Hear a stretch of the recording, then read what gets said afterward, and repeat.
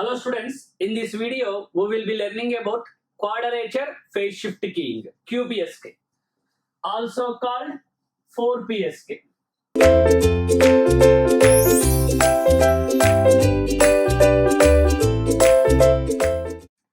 See the next problem.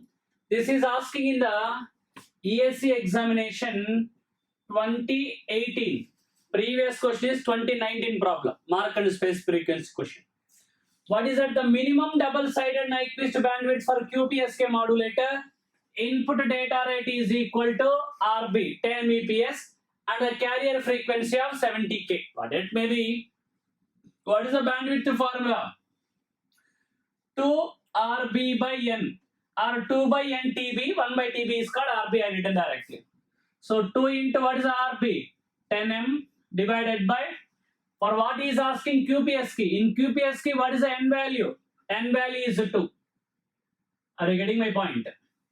N value is 2, so how much you will get? 10 Mbps.